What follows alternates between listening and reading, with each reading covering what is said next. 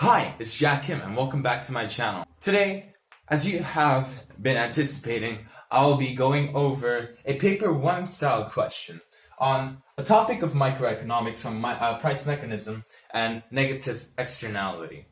Now, of course, before I begin going into my answers, I have to explain what the question is. So once again, I brought some questions that I created. Okay, so for 1A, we have, how does a decrease in supply result in a new market equilibrium? Please use the concept of excess demand. And 1B is asking you about indirect tax is put on cigarettes and how does that affect different stakeholders. So I want you guys to pause the video and once again solve the questions to the best of your abilities. Alright, so for 1A, before we move on to actually answering the questions, of course, you have to jot down the definition of the most important words, I guess, within the question. So for 1A, the most important economic terms would be supply and excess demand. So what does supply mean? Supply is the amount a producer is willing and able to supply the market at any certain price, ceteris paribus. So notice how I mentioned willing and able. You have to have that. Also, you have to have the part about at different price levels. And lastly, you have to write that about ceteris paribus, that no other factors actually affect the supply. So moving on to excess demand. Now, excess demand is kind of self-explanatory, and actually you don't really have to define it, but it is better to define it just in case the mark scheme asks you for it. So excess demand would be a situation where there is more quantity demanded than quantity supplied at a certain price. Alright, great. Now I'll be moving on to answering the actual question. Alright, now that we know the definition, we can actually go into solving the questions. Alright, okay, it seems like there's a lot, but there really isn't. It is just the step-by-step approach that if you start to understand, it's not that really hard. So, don't worry about it. I got you. So before I go on to writing the actual paragraph, of course, we have to begin with our diagram. So on the graph that I drew, you guys can notice that the supply decreased as the question requests from S1 to S2, and do not forget to draw arrows. Arrows are very nice. The examiners would look at it and they'd say, oh, this kid knows what he's doing. Notice how the arrow for the quantity doesn't shift from Q1 all the way to Q2, only to Q3. Because when you're drawing the arrows, it is essential that you only mark all the way to new equilibrium. So, I marked the name of this graph as decrease in supply. So when you're making the title for the graph, make sure it is titled the name that you want to. It is titled in a way that shows what you're trying to show within this graph the most. So here, you're trying to show that the supply shifted to the left. That is the most important part. So you name this graph decrease in supply. All right. Let's move on to actually solving the question. So this is technically price mechanism. If you remember the steps, this question, 3 points. Alright, so the first step, there's a new supply line, but then the market still wouldn't respond to it. So the price is still at P1. After that,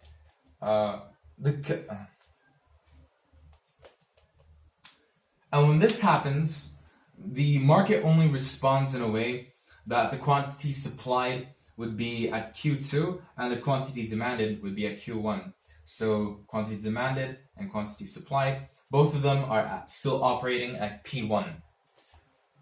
So the market starts realizing that there's excess demand, and excess demand in its nature exerts an upward pressure on price. So the price will increase, and this is a signal for the suppliers to increase supply. Now, why is this? First of all, there's a upward pressure on price, Because the market tends to move towards the new equilibrium. And because the supply decreased, the price would have a natural tendency to increase. So when there's an increase in price, this is a signal for suppliers to increase supply. There's an actual term for this part. It is called price signal. It is nice if you would be able to incorporate it within your essay. Now, 6. The suppliers would be more willing and able to supply at P2 than P1. This is because if the suppliers are operating at P1, they would be only selling Q2 quantity. So the revenue would be P1 times Q2. So in other words, the revenue would look like this if they're operating at P1. But if there's an increase in price, they want to maximize their profit. So if they're operating at P2, they would increase the amount of quantity that they're supplying. So from Q2, it would become Q3. So here, it would be the revenue that they would be able to make when they start operating at Q3 rather than Q2. Well, let's think about this. Suppliers want to maximize profit. So quite naturally, they move their quantity supplied to Q3 in order to maximize their profit. Alright, so this is the supplier's side of the price mechanism. Now we will be looking at the demand side of the price mechanism.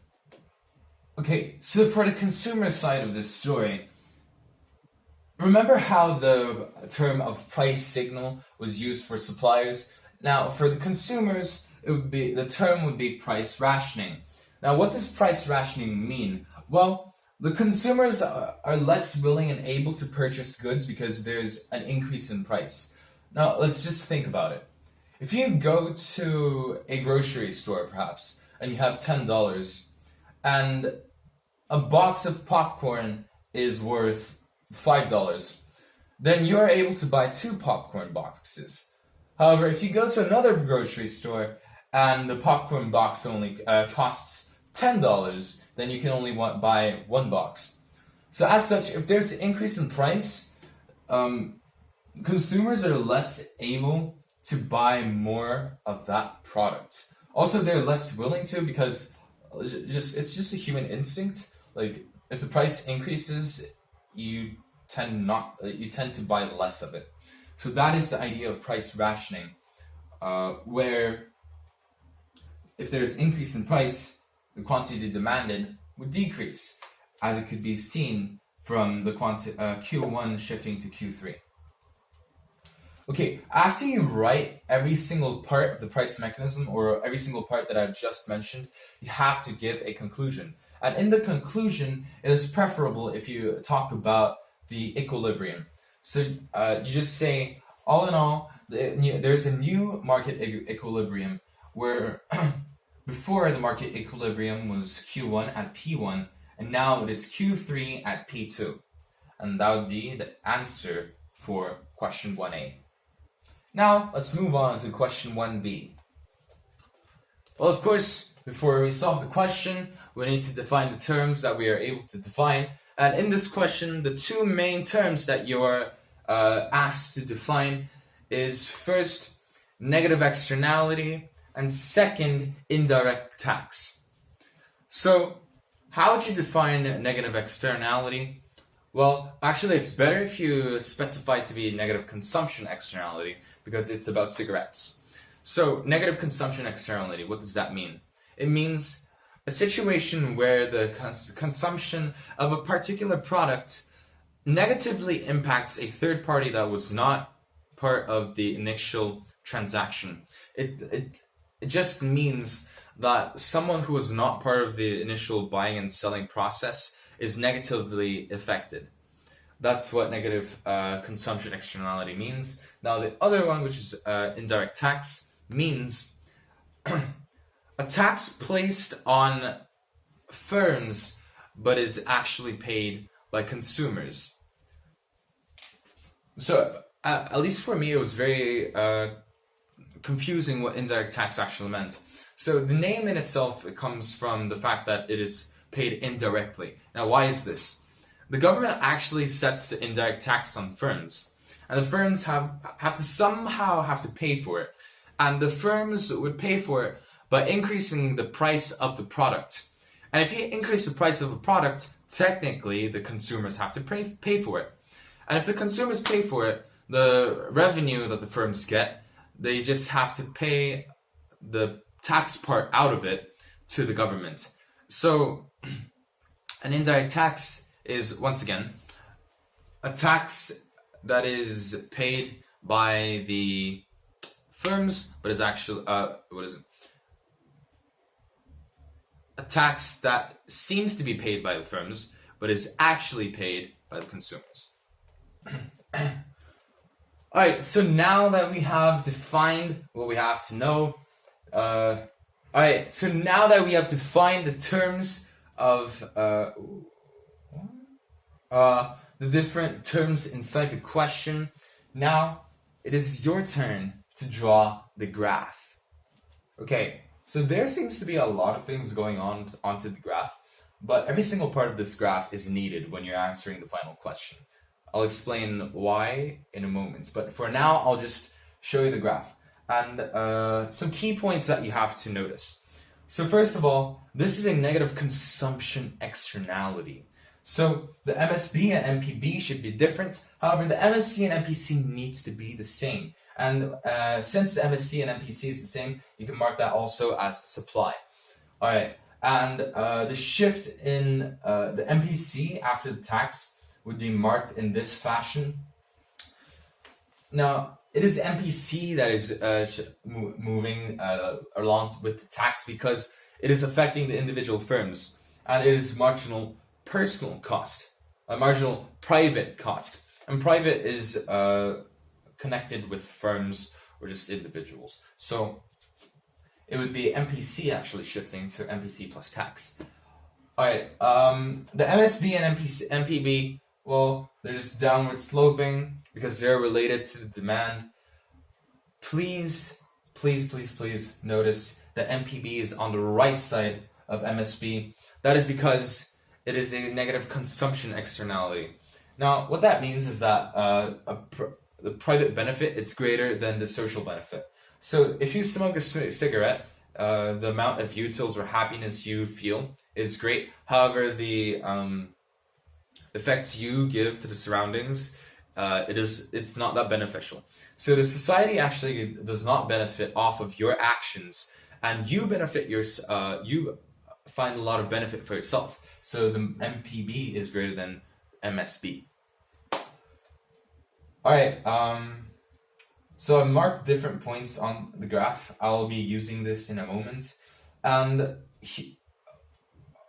some different part I do from other textbooks is that at the optimum quantity I always put Q opt, and at the market quantity I always put QM, and at the market price I put PM. However, notice that there I don't put P opt. That is because there's no such thing. The market doesn't optimize price, they only optimize quantity, and that's how they move. So you would only mark Q opt, but you wouldn't mark price opt. So the prices that are needed would be P1, P2, and PM. Alright, let's move on to answering the actual question about evaluating the indirect tax on cigarettes based on different stakeholders. Alright, I'll first begin with consumers. There's only 4 short parts that I've written, but when you're answering the question, it is better if you expand it. Alright, so the first part that you have to make note of is that consumers don't like indirect taxes. Now, of course, you're going to reach that same conclusion in the end, but it is better that you mention it in the start. That is because the examiners do not have time to read every single letter that you have on the paper. So if you make it as obvious as possible, they'll give you more points. So if you straight up say that the consumers don't like indirect taxes, you already get a point. So you try to put that in first. Now, these are the reasons for that. So first of all, the price increases and there's less quantity available in the market. So think about that. You want to buy, let's say, a lipstick. Let's say you want a lipstick. However, the price increased and it became scarce. So not only there's a higher price to it, but also there's a less chance for you to get it. So in the consumer's perspective, this is highly unfavorable. Now you'd have to explain that notion through giving examples, just as I did, preferably. Next up is a decrease in consumer surplus. Okay, this is very important because consumer surplus also shows how much of a benefit, or it directly shows how much of a benefit, or I should say extra benefit, a consumer gets from a particular transaction or a particular equilibrium point. Now, initially, the consumer surplus used to be PMCA, so this triangle. However, after the shift, or after imposing the indirect tax, it became smaller, which is P1BA. So you can see that the triangles actually the triangle decreased in the size. So you can tell that the consumer surplus decreased. That is unfavorable for consumers. Put that down. All right, next point. It is a bit obscure and not a lot of people mention it. But compared to the producers, the consumers are at a disadvantage because they have a larger tax burden. Now, I'm not sure if you actually learned about tax burden, but tax burden is within the total amount of tax revenue that you have to pay to the government. The tax burden is the amount that you have to pay, either as a consumer or a producer. Now, the consumer has a greater tax burden than the producers because the demand is inelastic. Now, I'll show you where the tax burden is for consumers, but in this graph, I didn't draw it as good enough, so it might seem that like the tax burden is same for consumers and producers, but it actually isn't. So for the consumers, the tax burden would be right over here. The small little box would be the tax burden for consumers. And I'll be showing you guys the tax burden for producers in a moment. Alright, so this is the consumer side, or the consumer evaluation on the indirect tax. Now I'll be moving on to producers. Alright, now, talking about producers. As I've mentioned previously, you would have to first talk about whether or not the policy is unfavorable. Now, in the producer's perspective, it is not favorable, and here are the reasons why. So first of all, the actual price is lower and there's a lower quantity supply. Okay, the market equilibrium seems to be at P1, so it seems like the price increased. However, in its actuality, the firm is technically selling the product at P2. Now here's the reason why. Notice how, first of all, the vertical distance between MSC equal MPC equal SS and MPC plus tax is the vertical distance here is the tax. And that exact vertical distance, if you can see closely, right over here, from P1 to P2, that is the amount of tax that the firm actually has to pay. What does that mean? Even if they sell the thing at P1, because they have to pay so much tax to the government, they're actually selling the things or the products at P2. So there's a decrease in revenue. Okay, let's think about this. So before, the market equilibrium was at QM/PM. So the original market revenue used to be this big box, PM times QM. However, due to the tax, I'll explain the whole thing.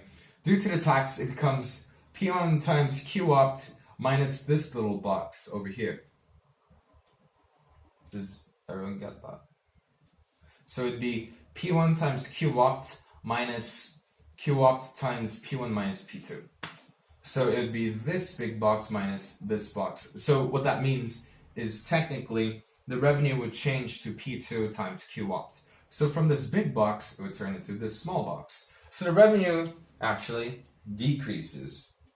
So What does that mean? It further implicates that the firm has less budget, and if a firm has less budget, they're less capable of investments, and they're less capable of developing new technologies and increasing productivity. And that is essential for a firm to survive in different competitions. So, because of the decreased revenue, their competitivity actually decreases. So, the indirect tax is greatly unfavorable for firms or producers. Also, their producer surplus decreases. The producer surplus decreases because originally it was PMCE, this triangle, but now it becomes P2DE.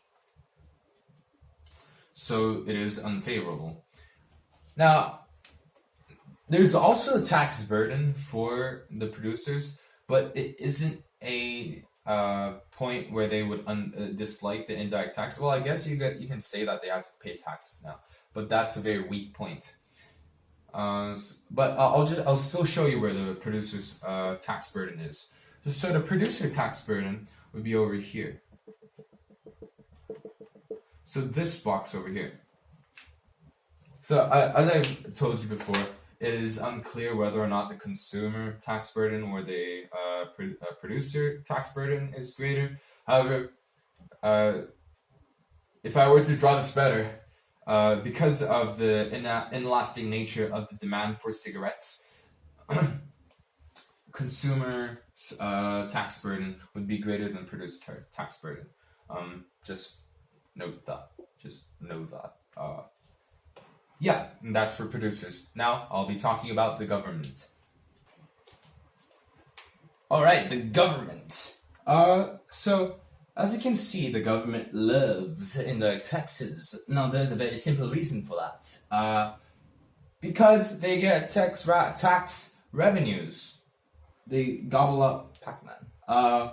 Tax revenues. So this entire square, it becomes a tax revenue for the government. So all this money, it comes out of the market and it goes to the pockets of the government. Yes. So the government here could use government spending, which is GS.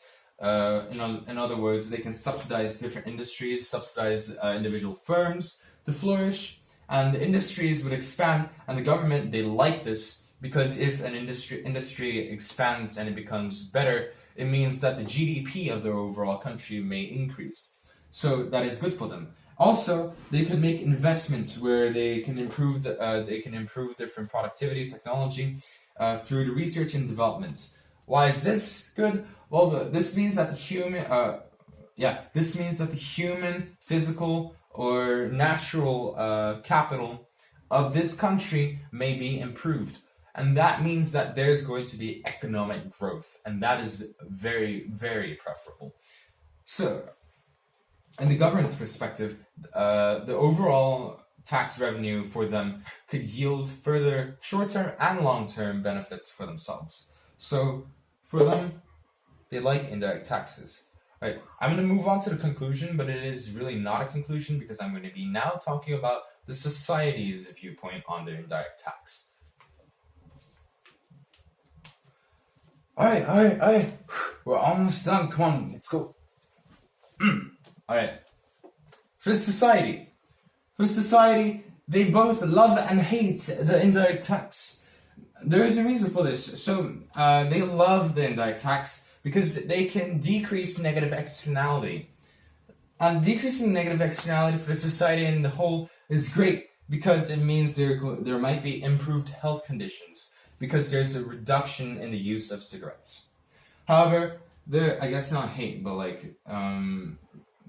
some people would say that the indirect tax would be not very effective. Now, here are some reasons why. So first of all, it is extremely hard to calculate the external costs. Okay, how can you give a monetary value for the health conditions of an individual?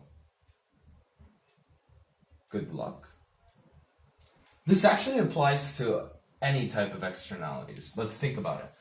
Air pollution. how are we going to give a monetary value for that? Like, it's literally CO2s going all over the place. It's hard. It's just very hard to calculate the actual external costs. And the point of actually calculating the external costs is in order to match that value with the tax. So the external cost would be considered from the vertical distance between MSB to MPB. So I guess from B to D. So the external cost would be P1 minus P2. Now the graph shows as if the tax is exactly the same as the external cost. However, in the real life, external cost is so volatile. That's not the right word. Anyhow, it is very hard to calculate. That's why it is nearly impossible to actually reach the optimum quantity for a society. Also, there's very low effectiveness. Indirect tax in itself is trying to discourage the purchasing of cigarettes. However, let's think about this. Cigarettes is highly addictive. People like nicotine. And even though there is a high price to it, people would still buy cigarettes.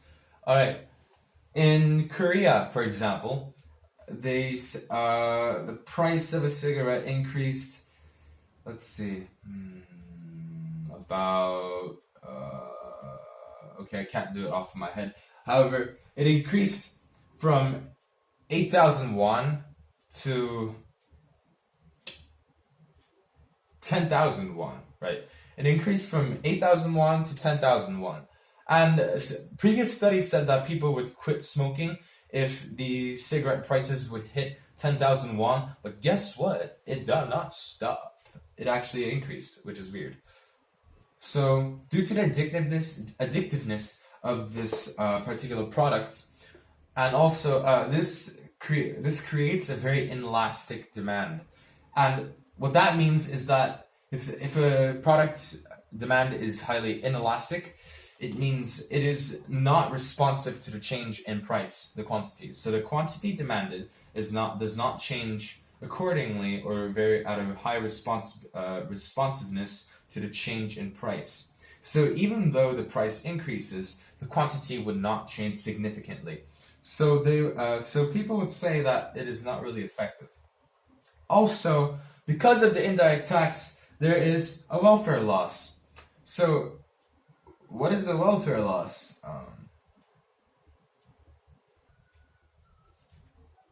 And yes, there will be a welfare loss.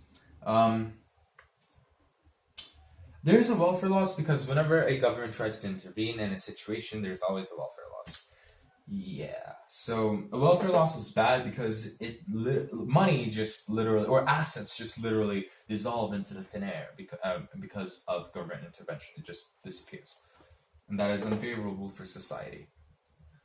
So as you can see, there is a mixed sentiment or emotions towards indirect tax, at least for the society. So this is when you step in to give an alternative solution. We're almost done. Alright. So the alternative solution that you can suggest is government campaign. So what does this mean? So these are the ads that you can see on like the cigarette packs or just normal ads on TV. It is saying, do not smoke cigarettes. It is bad for your lungs. It can kill you. It creates secondhand smokers and they die at an early age. So don't smoke. Yeah. And they show very gruesome pictures of heavy smokers. So that is what a government campaign is. The point of a government campaign is that it would decrease the MPB down to MSB. So as you can see, there is no tax burden. There's not going to be any there's not going to be any of the issues that the producers and consumers might dislike. So government campaign may be actually preferable in this situation. However, the problem with government campaigns is that it cannot guarantee that there will be a reduction in consumption because it is all an ad and a individual is free to actually purchase or not purchase this based on the ad. So it's not really powerful. That's why you can suggest that it can be used with the indirect taxes, which has a stronger force of guarantee of decreasing the quantity demanded. And after the quantity demanded, using the tax revenue, you can say that they can invest it into government campaigns where it teaches individuals of the true health implications of smoking cigarettes. Alright, so that's it for today, guys. Well done. I'm so tired.